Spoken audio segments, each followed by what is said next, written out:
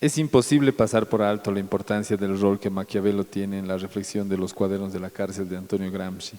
El secretario florentino, como se conoce también a Maquiavelo, está presente en distintos senderos de la reflexión gramsciana porque se trataría de una figura de primer orden en la historia de los intelectuales italianos, un ejemplo de jacobinismo precoz, como decía Gramsci, un filósofo de la inmanencia y de la praxis, y un emblema como metáfora y una indicación de la revalorización de la política en el ámbito del marxismo. Parece que Gramsci se proyecte en Maquiavelo e incluso se refleje en este. Maquiavelo aparece ante Gramsci como su alter ego, no solo desde el punto de vista humano, sino también desde el punto de vista político e incluso desde el punto de vista teórico. No obstante, obviamente, la diferencia de la época en la que los dos personajes vivieron y operaron. Efectivamente, aun cuando no faltan las diferencias, bastante relevantes seguramente, son muchos los puntos de contacto. Entre los dos escriben luego de haber sido derrotados. Entre los dos piensan su situación a la luz del contexto internacional y del movimiento internacional de su tiempo. La Rusia de los soviets en el caso de Gramsci y los grandes estados nacionales europeos en el caso de Maquiavelo. Y entre los dos buscaron traducir en italiano esas experiencias históricas tomando los cuidados y todas las adecuaciones que comporta una buena traducción. La relación de Gramsci con Maquiavelo tiene larga data. Cuando era joven, en 1917, su docente universitario Umberto Cosmo insistía para que Gramsci escribiese un estudio sobre Maquiavelo. Gramsci escribe, recordando ese tiempo en una carta desde la cárcel de Turi a su cuñada Tania el 23 de febrero de 1931, cuando vi a Cosmo por última vez en mayo de 1922, él era secretario y consejero de la Embajada Italiana en Berlín. Insistía para que yo escribiese un estudio sobre Maquiavelo y sobre el maquiavelismo. Desde 1917, la impresión de que yo debería escribir un estudio sobre Maquiavelo era su idea permanente y me la recordaba en cada ocasión. Sin embargo, la profundización del pensamiento de Maquiavelo por parte de Gramsci se dará solamente en los años de la cárcel, no solo porque esas dramáticas circunstancias de su vida le impusiesen la continuación de la lucha política principalmente mediante la reflexión teórica y el estudio, sino también porque se había consumado la derrota histórica contra el movimiento comunista, el fracaso de toda tentativa revolucionaria obrera en Europa Occidental, en los países de capitalismo avanzado y en Italia la victoria del fascismo. Hechos que indujeron a Gramsci a profundizar en el replanteamiento del marxismo en relación a algunas de las categorías políticas fundamentales. Un factor importante para esa retoma fueron indudablemente la circulación de distintos estudios sobre Maquiavelo de los años 20 y las polémicas un tanto más políticas. Incluso Mussolini buscó enrolar a Maquiavelo en sus filas escribiendo un famoso prefacio a El Príncipe, tanto como las publicaciones en ocasión al cuarto centenario de la muerte del pensador florentino en 1927. Un año después de su arresto, en una carta del 14 de noviembre de 1927, Gramsci escribe a su cuñada Tania: sobre el centenario me ha llamado la atención el hecho de que ninguno de los escritores haya relacionado los escritos de Maquiavelo con el desarrollo de los estados en toda Europa durante el mismo periodo histórico. Detenidos en el problema puramente moralista del llamado maquiavelismo, no vieron que Maquiavelo fue el teórico de los estados nacionales gobernados por monarquías absolutas, es decir, que en Italia él teorizaba lo que en Inglaterra se cumplía vigorosamente por Elizabeth, en España por Fernando el Católico, en Francia por Luis XI y en Rusia por Iván el Terrible. Aun cuando no conoció ni pudo conocer alguna de estas experiencias nacionales, que en realidad representaban el problema histórico de la época que Maquiavelo tuvo la genialidad de intuir y de exponer sistemáticamente. Luego, ya a la altura de noviembre de 1927, Gramsci sostiene que Maquiavelo no es tan solo el teórico de la política tout court, como afirmaba Benedetto Croce. Según Gramsci, para comprender el verdadero pensamiento de Maquiavelo, se necesitaba historizarlo y ponerlo plenamente en relación a los problemas de su tiempo, o a aquellos problemas que él pensaba como de su tiempo, esto es, el nacimiento de los grandes estados nacionales que aparecieron en Francia, Inglaterra, España, Portugal, pero no en Italia. Cuando Gramsci comienza a escribir sus cuadernos en 1929, Partiendo de esta convicción, precisamente en una de las primeras notas de reflexión teórica del cuaderno 1, escribirá: sobre Maquiavelo, suele considerarse demasiado a Maquiavelo como el político en general, bueno para todos los tiempos. Aquí ya existiría un error en política. Maquiavelo está ligado a su tiempo. Primero, luchas internas en la República Florentina. Segundo, luchas entre los estados italianos por un equilibrio recíproco. Tercero, lucha de los estados italianos por un equilibrio europeo. En Maquiavelo actúa el ejemplo de Francia y España, que alcanzaron una fuerte unidad estatal. Maquiavelo es enteramente un hombre de su época, y su arte político representa la filosofía del tiempo que tiende a la monarquía nacional absoluta, la forma que puede permitir un desarrollo y una organización burguesa. Ya en las primeras páginas de este cuaderno 1, escrito en la segunda mitad de 1929, encontramos una nota enteramente dedicada a Maquiavelo. Sin embargo, en el programa de trabajo emplazado en apertura de los cuadernos, el tema Maquiavelo aún no aparece. Este es un problema que amerita ser explicado.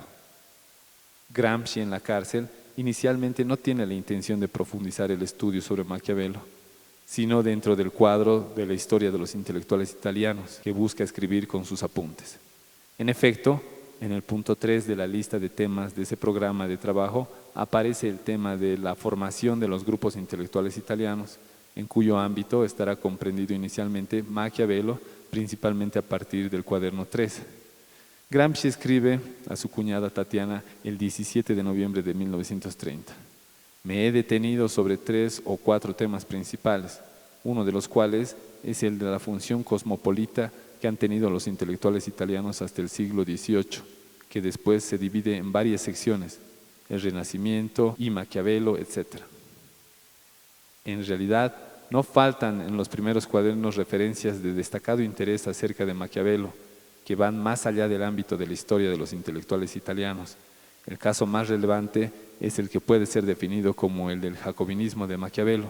Por ejemplo, en el parágrafo 10 del cuaderno 1, mismo que será retomado en el parágrafo 13 del cuaderno 13, Gramsci afronta esa particular lectura de Maquiavelo, entendiendo jacobinismo según aquella interpretación hecha sobre la guía del gran historiador francés Albert Mathieu, en un sentido que podríamos definir leninista, como capacidad para promover la alianza entre la vanguardia social de las ciudades y las masas del campo. Es decir, para Mathieu, los jacobinos fueron capaces al menos de intentar esta alianza entre la ciudad y el campo, y tal como ellos, Lenin consiguió una alianza entre proletarios y campesinos. Es en El arte de la guerra, libro de Maquiavelo que Gramsci estudia y aprecia desde sus años juveniles, es decir, de la sugerencia y la oportunidad que se encuentra en este libro de sustituir las milicias mercenarias armando a los campesinos, de donde Gramsci extrae la convicción, repetida varias veces, de que Maquiavelo quiso indicar a los burgueses de la ciudad la necesidad de apoyarse en los campesinos como masa, constituyendo una fuerza armada segura y fiel. Continuando en el importantísimo parágrafo 24 del cuaderno 1, sobre las relaciones entre moderados y demócratas en el Risorgimento italiano, Gramsci escribe: la historia de las comunas es rica de experiencia a propósito. La burguesía naciente busca aliados en los campesinos contra el imperio y contra el mismo feudalismo local. Maquiavelo ya había planteado el problema, naturalmente en los términos y con las preocupaciones de su tiempo. En los escritos militares de Maquiavelo, El arte de la guerra precisamente, se advierte bastante bien la necesidad de ligarse a los campesinos para tener una milicia nacional que elimine a las bandas mercenarias. Y también en una carta a Tatiana del 7 de septiembre de 1931 escribe: Maquiavelo, a través de la organización del ejército, pretendía organizar la hegemonía de la ciudad sobre el campo y por eso se puede llamar el primer jacobino italiano. Finalmente, también en el contemporáneo cuaderno 8, escrito en 1932, leemos: cualquier formación de una voluntad colectiva nacional popular es imposible sin que las masas de campesinos cultivadores entren simultáneamente en la vida política. Esto quería Maquiavelo a través de la reforma de la milicia. Esto hicieron los jacobinos en la Revolución Francesa. En esto consiste el jacobinismo precoz de Maquiavelo. Debe tenerse en cuenta que el adjetivo precoz es añadido por Gramsci sobre la línea escrita, como un apunte sobrepuesto en forma posterior. Luego de estas interesantes consideraciones alrededor del arte de la guerra, la reflexión sobre Maquiavelo y sobre El Príncipe da un primer salto de calidad en la importante sección del cuaderno 4 titulada Apuntes de Filosofía. Tal nueva complejidad en la reflexión gramsciana sobre Maquiavelo es dada por el hecho de la convergencia en ella de dos cuestiones: la cuestión de la lectura de Maquiavelo desde el punto de vista marxista y la cuestión de la reconsideración del marxismo desde el punto de vista de algunas de las categorías fundamentales de la teoría política. Efectivamente, en el cuaderno 4, Gramsci escribe: Marx y Maquiavelo. Este tema puede dar lugar a una tarea doble: un estudio sobre las relaciones reales entre ambos en cuanto teóricos de la política militante, de la acción, y un libro que extrajese de las doctrinas marxistas un sistema ordenado de política actual del tipo El Príncipe. El tema sería el partido político. Este es el primer ligamen entre El Príncipe y la cuestión del partido político. Gramsci añade que escribir sobre el príncipe nuevo, él usa esta expresión, luego usará siempre la expresión príncipe moderno, pero son la misma cosa. Significaría escribir un libro dramático, es decir, tomar como modelo la obra más conocida de Maquiavelo, El Príncipe precisamente, para escribir un libro político como el Manifiesto de Marx y Engels, en el que elementos de teoría, simplificaciones históricas y llamados a la movilización formen uno solo, precisamente como ocurría en El Príncipe, según la interpretación que le da Gramsci al texto de Maquiavelo, comparándolo al manifiesto del Partido Comunista de Marx y Engels. Por tanto, El Príncipe para Gramsci no solo es un libro de teoría política, sino un libro escrito para la batalla y la lucha política, aun cuando no esté establecido que exista para Maquiavelo un destinatario listo a recoger inmediatamente sus enseñanzas, como para Gramsci cuando escribía sus cuadernos sin tener la seguridad de que exista alguien listo a leer y entender sus indicaciones.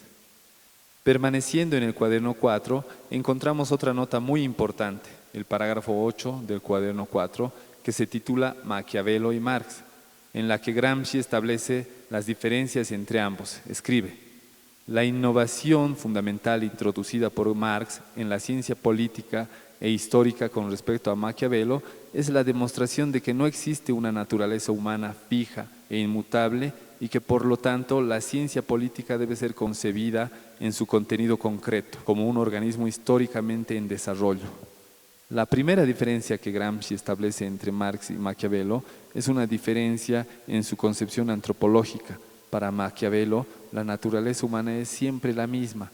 En efecto, él toma siempre como ejemplo a la República Romana, la antigüedad, etc.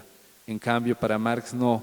Gramsci dice: la naturaleza humana es históricamente mutable. Luego añade: en Maquiavelo hay que ver dos elementos fundamentales. Uno, la afirmación de que la política es una actividad independiente y autónoma que posee sus principios y sus leyes diferentes a las de la moral y la religión en general. Esta posición de Maquiavelo tiene gran alcance filosófico porque implícitamente innova la concepción de la moral y de la religión, es decir, innova toda la concepción del mundo. Esta autonomía de la política era la gran lección que quedaba de la lectura de Benedetto Croce sobre Maquiavelo. Y dos, el contenido práctico e inmediato del arte político estudiado y afirmado con objetividad realista en dependencia de la primera afirmación. Por tanto, Gramsci identifica en la historización de la naturaleza humana la innovación fundamental aportada por Marx respecto a Maquiavelo y concuerda con Croce sobre la tesis de la autonomía de la política respecto a la moral como novedad determinante, afirmada por Maquiavelo. Pero Gramsci va más allá, poniendo de relieve la dimensión filosófica del pensamiento de Maquiavelo, es decir, viendo en Maquiavelo al autor de una concepción del mundo original que podría ser definida con la misma expresión que Gramsci usó para definir al marxismo, o sea, filosofía de la praxis. Porque, escribe Gramsci, esta filosofía no reconoce elementos trascendentales o inmanentes en sentido metafísico, sino que se basa enteramente sobre la acción concreta del hombre, que por sus necesidades históricas actúa y transforma su realidad. Por tanto, Maquiavelo puede ser explicado solo en relación a su tiempo, el tiempo de la Europa contemporánea a él, desde donde expresa conceptos generales, una filosofía general, además de las líneas fundamentales de una ciencia de la política y de una concepción filosófica también válida, según Gramsci, más allá de su tiempo. Por una parte, Maquiavelo está muy ligado a su historia y a su tiempo, y por otra, como todo gran autor, como todo gran clásico, va más allá de su tiempo y de su espacio. Volvamos al parágrafo 8 del cuaderno 4. Esbozando la conocida tesis foscoliana, es decir, de Hugo Foscolo, Gramsci afirma que Maquiavelo escribe para la gente, o sea, piensa en quien no sabe. Maquiavelo no escribe para el príncipe, sino para las clases revolucionarias de su época. La clase revolucionaria de su época era la burguesía, que entonces estaba contra el feudalismo. Maquiavelo quiere hacer la educación de esta clase, o sea, de las clases populares y la burguesía de su tiempo, de donde deberían hacer un jefe con la conciencia de lo que se debe hacer y un pueblo que sabe lo que el jefe hace, en cuanto también son sus intereses. O sea, el problema del liderazgo democrático, el de un líder que se encuentre en condiciones de guiar al pueblo y un pueblo que crea que su líder efectúa sus intereses como pueblo-nación, los intereses de toda una clase. Por ende, no existe en Maquiavelo, según Gramsci, la dicotomía entre el príncipe por una parte y los discursos sobre la primera década de Tito Livio. Para algunos, el príncipe sería un modelo de política autoritaria, mientras los discursos contendrían un tratado de política democrática. Gramsci niega esta división. La cuestión es siempre solamente una: cómo transformar la situación en sentido revolucionario. Esa es la preocupación de Maquiavelo. Posteriormente, Gramsci propone una interpretación nacional y democrática de Maquiavelo. Nacional porque el problema es el de la unidad de Italia, puesto que Italia era uno de los países europeos que por entonces no alcanzaba su unidad nacional y que necesitaba lograrla como única vía en la que la burguesía podía suprimir el medioevo y hacerse cargo de la situación. Democrática porque precisamente tiene la certeza de que Maquiavelo es un autor que no escribe para el príncipe, que finge escribir para él, pero que escribe para el pueblo, para enseñar al pueblo cómo se hace política revolucionaria y política de transformación. El carácter democrático de este planteamiento no se suprime por el anuncio de la índole dictatorial por parte del príncipe, puesto que la misma sería necesaria para alcanzar mayor libertad.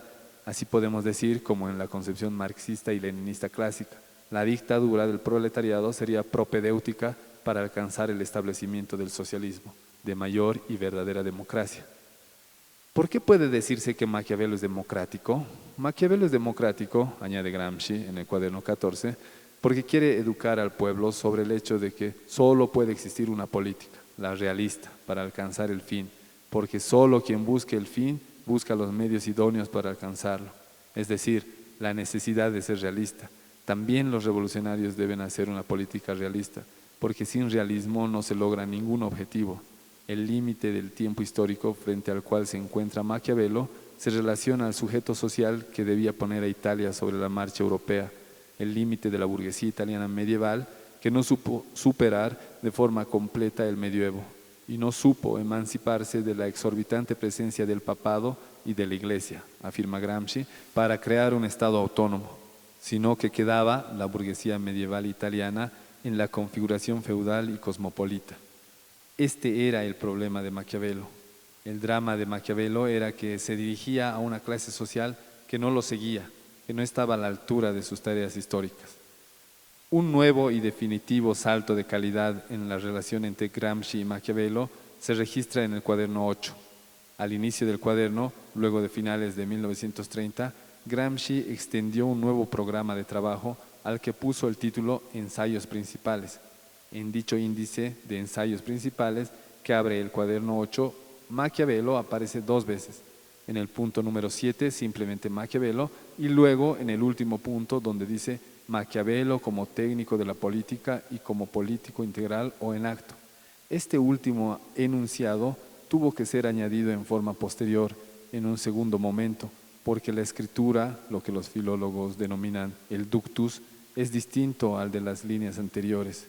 De esto se deduce que habiendo añadido Gramsci posteriormente la referencia a este Maquiavelo técnico de la política en acto, el Maquiavelo del enunciado número 7 sea en cambio el Maquiavelo considerado dentro del ámbito de la historia de los intelectuales italianos y que aquel fuese añadido posteriormente. Debe decirse que a esta primera enumeración le sigue otra más reducida y esencial de solo 10 títulos, que Gramsci denomina agrupación por materia, y que resulta ser el programa de trabajo más relevante de Gramsci en la cárcel. En esta nómina, Maquiavelo aparece en el segundo punto, simplemente como Maquiavelo. Esta segunda lista, que espacialmente en el papel se encuentra muy cercana a la anterior como si se tratase de su continuación, en realidad fue escrita un año después. Esta segunda lista parece constituir precisamente el nuevo y definitivo plan de trabajo que puede ser fechado en abril de 1932. Aquí se verifica toda la importancia que el tema Maquiavelo asumió en la reflexión de Gramsci, que se refleja en la confección de estos dos programas de trabajo, sobre todo en el segundo. Se evidencia también que Maquiavelo fue adquiriendo una importancia creciente en el tiempo respecto al comienzo de los cuadernos, cuando su nombre no aparece en la lista inicial de temas sobre los cuales se propone trabajar. Por tanto, en 1932, la presencia de Maquiavelo será más fuerte en el pensamiento y en los cuadernos de Gramsci que en 1929. ¿Por qué? Este es un problema interesante.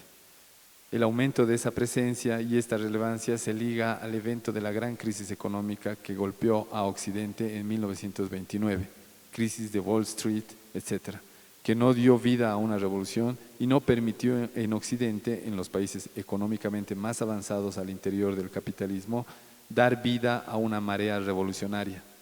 Este hecho confirmará a Gramsci su visión antideterminista y antieconomicista de la relación estructura-superestructura, que era una herencia de su formación juvenil desde 1910 y que sin embargo se debilitó en los años 20 cuando era un dirigente de la Comintern y por eso, digamos, hubo cedido ante el marxismo economicista de la Tercera Internacional.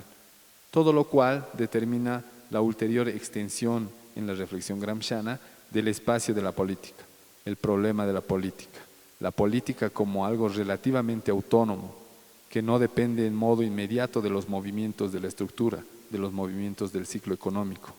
De este hecho y de este nuevo convencimiento aparece el nuevo rol que Maquiavelo tiene en los cuadernos de la cárcel.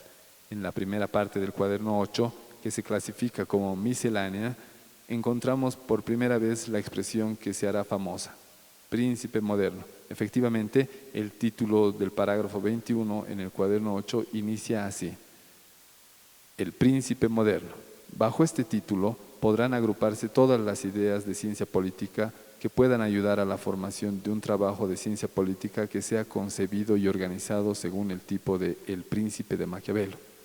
Aquí nace en Gramsci la idea de escribir un nuevo libro como El Príncipe de Maquiavelo, adaptado obviamente a su tiempo.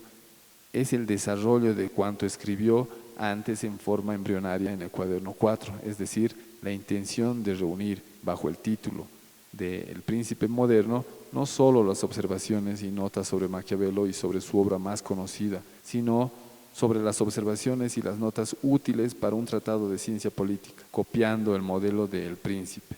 Para aclarar este punto, Gramsci continúa resaltando en un pasaje famoso que reescribirá después en segunda redacción al inicio del cuaderno 13. La interpretación del libro de Maquiavelo esbozada en el cuaderno 4, por la cual el carácter fundamental del Príncipe es el de no ser un tratado sistemático, sino un libro viviente, en el que la ideología y la ciencia política se fusionan en la forma dramática del mito.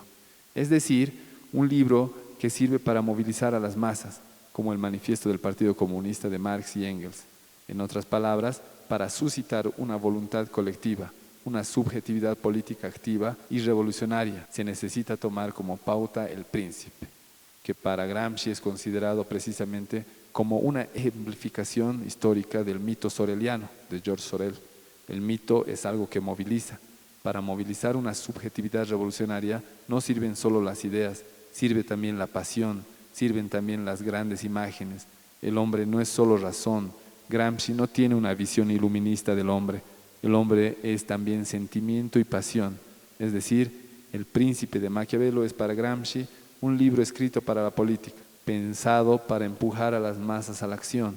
Gramsci también se propone escribir un libro para la movilización de las masas, o sea, para la política, no solo un estudio teórico. Este libro quizá habría sido llamado El Príncipe Moderno, un libro que tendría como tema principal el Partido Comunista, que esté dedicado en primer lugar a los militantes comunistas, un libro que en parte sea científico y en parte político, como es, según Gramsci, El Príncipe de Maquiavelo o el Manifiesto del Partido Comunista de Marx y Engels. Teniendo presente, sin embargo, que en la sociedad del 900, obviamente, el príncipe moderno, el mito príncipe, no puede ser una persona real, un individuo concreto, solo puede ser un organismo, el partido político, puesto que, añade Gramsci, un dirigente moderno en cuanto individuo concreto, como un caudillo, solo daría vida a una acción que será casi siempre del tipo restauración, reorganización, y no del tipo adecuado para la fundación de nuevos estados y nuevas estructuras nacionales y sociales. Esto es muy interesante para la política moderna. Según Gramsci, la política que tiene como protagonista únicamente a una personalidad, caudillismo, toda la política moderna es una política personalista y caudillista, es casi siempre reaccionaria, no puede ser o difícilmente es revolucionaria. Por tanto, el protagonista de la política moderna no sería un hombre, sino un partido político, una organización colectiva. Desde entonces, en los cuadernos de la cárcel, se hace siempre más fuerte el entretejido entre la reflexión de Gramsci sobre el príncipe y la reflexión de Gramsci sobre el príncipe moderno, es decir, sobre el partido político, o sea, la reflexión sobre Maquiavelo, sobre su obra más conocida y sobre su época, y la reflexión de Gramsci, en cambio, sobre el tiempo presente, sobre cómo debería ser construido el Partido Comunista, sobre cómo debería ser organizado el partido. Un ejemplo de esto es el parágrafo 84 del cuaderno 8, titulado Maquiavelo, ser y deber ser, donde la reflexión retorna sobre el realismo.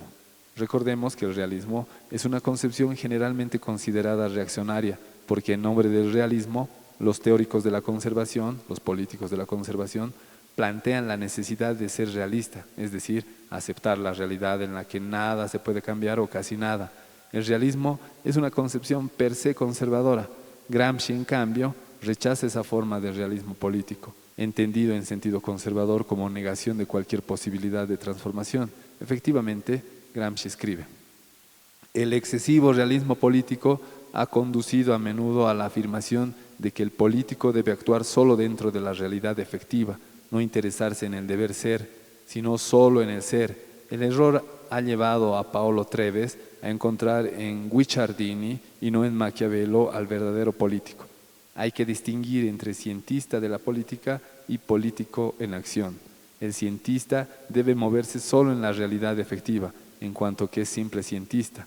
Pero Maquiavelo no es un simple cientista, es un hombre apasionado, un político en acción, y por eso no deja de ocuparse del deber ser, entendido no moralistamente.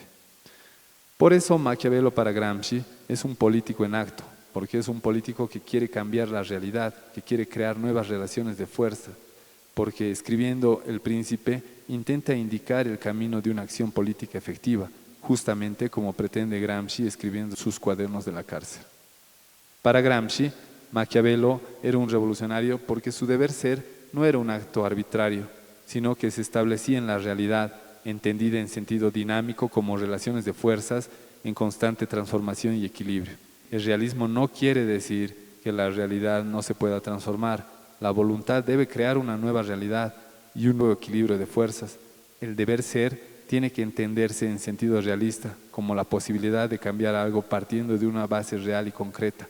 Gramsci escribe: la oposición Savonarola-Maquiavelo, ustedes saben que Savonarola era un mónaco de Florencia de los tiempos de Maquiavelo, que basaba su prédica sobre conceptos moralistas y religiosos. Decía a los florentinos: recuerden que morirán, que deben ser más buenos, que deben cambiar. Una interpretación utópica de la realidad. Savonarola, en efecto, morirá quemado vivo, siendo asesinado fácilmente porque era como un profeta desarmado, se puede decir, con una famosa metáfora precisamente utilizada para Savonarola y luego para Trotsky, profeta desarmado, a propósito de él. La oposición Savonarola-Maquiavelo, escribe Gramsci en el cuaderno 8, no es la oposición entre el ser y el deber ser, sino entre dos diferentes deber ser, solo que el de Savonarola es abstracto y poco claro, en cambio el de Maquiavelo es realista. Por tanto, se necesita ser realista, lo que de ninguna forma significa renunciar a ser revolucionario, como era el caso del mismo Maquiavelo, según Gramsci. El único modo de ser revolucionario verdadero es serlo no en modo utopista, cambiar la política cambiando al mismo tiempo las relaciones de fuerzas, no buscar aquello que es imposible alcanzar, modificar la realidad, transformar la situación en modo consciente con pasos pequeños si fuese necesario, pero transformar. El cambio es revolución y esta revolución solo puede ser realista. Esto era cuanto se proponía ser el mismo Gramsci, un revolucionario realista, en relación a lo cual Gramsci respecto a Maquiavelo era más político en acto, al menos así parece porque era dirigente de un partido, pero claro, un dirigente imposibilitado de actuar al encontrarse prisionero en manos del enemigo, con la esperanza siempre más débil de su liberación. En el cuaderno 8 existen más pasajes fundamentales de la lectura gramsciana sobre Maquiavelo que luego aparecerán también en el cuaderno 13, mismo que está dedicado totalmente a Maquiavelo. Gramsci afirma, por ejemplo, que en El Príncipe no faltan alusiones del momento de la hegemonía o del consenso al lado de aquellos de la autoridad y la fuerza.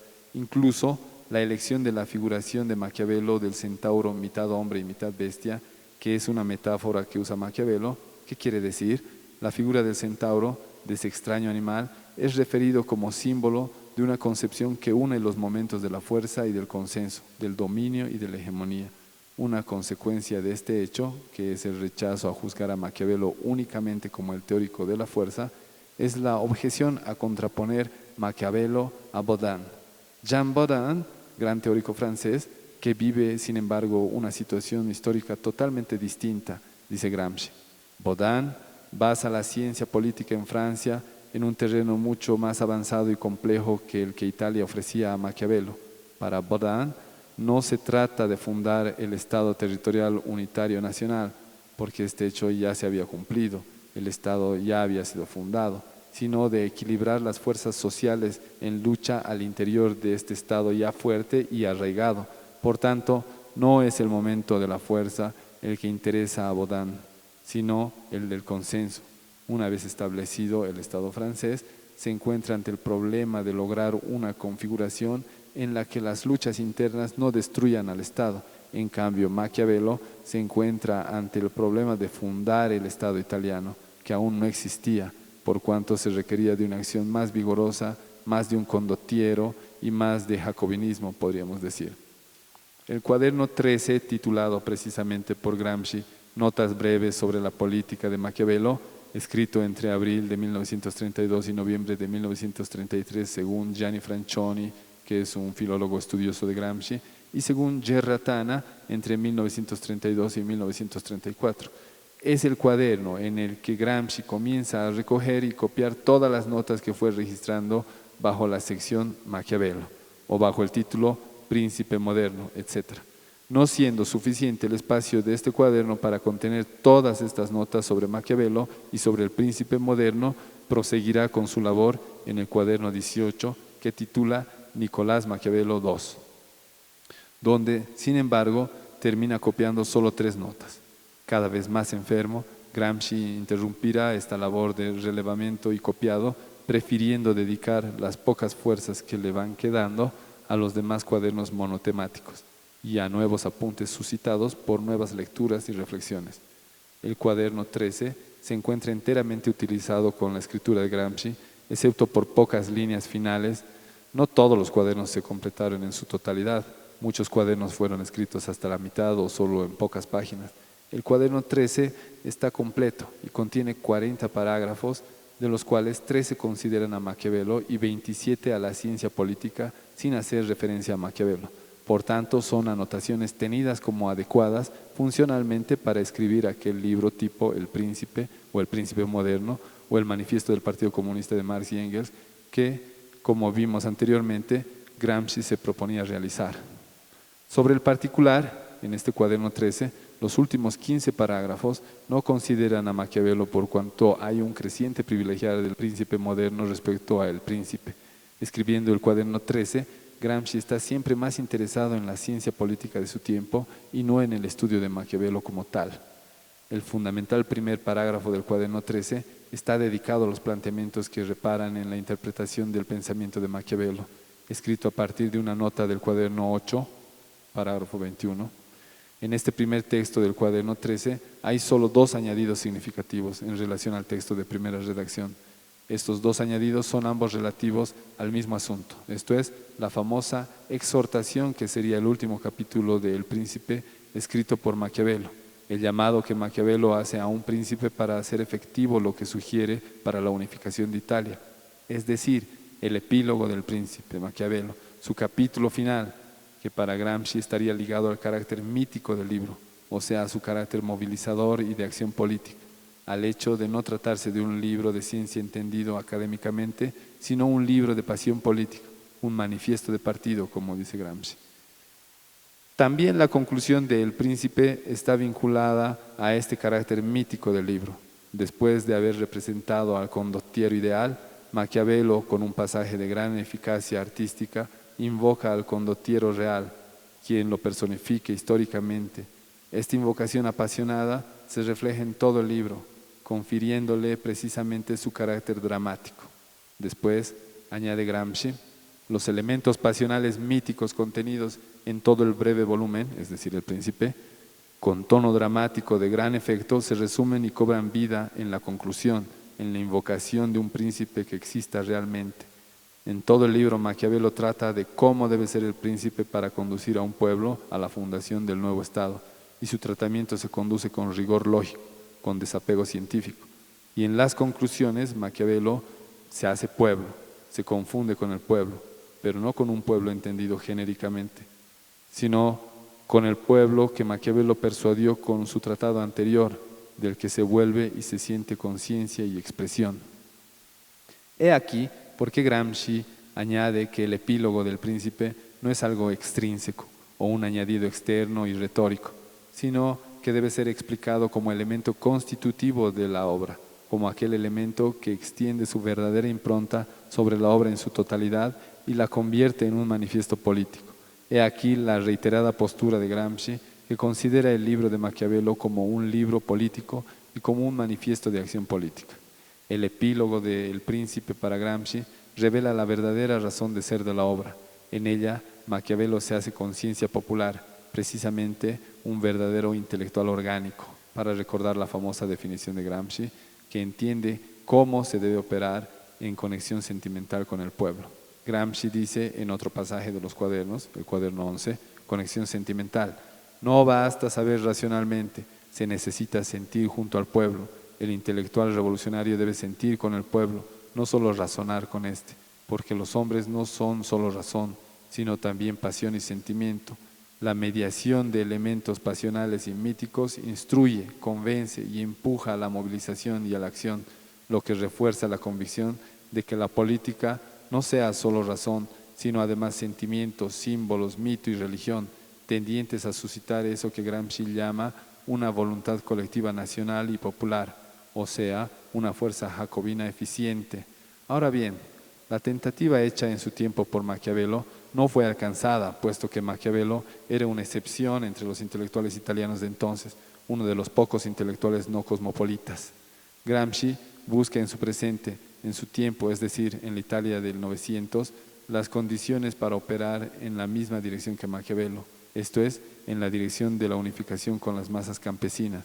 El discurso sobre las fuerzas motrices de la Revolución Italiana, presente desde las tesis de Lyon, que son el documento escrito por Gramsci para el tercer congreso de 1926 del Partido Comunista, inmediatamente antes de su arresto, cuando Italia, en los años 20, era un país campesino que comenzará una fuerte concentración operada en el norte, Turín, Milán y Génova, dejando al resto como un gran país atrasado. Señala el problema político de los campesinos como fundamental para el logro de la revolución.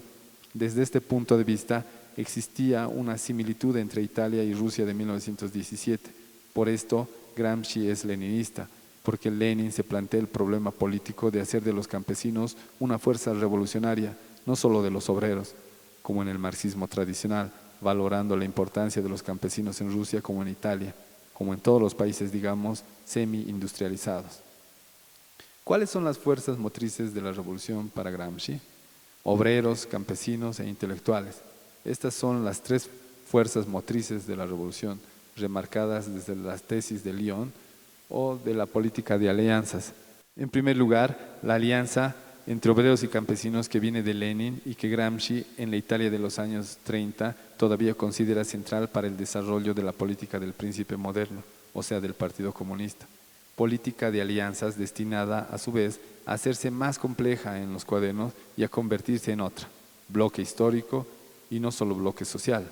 ¿Cuál es la diferencia entre bloque histórico y bloque social?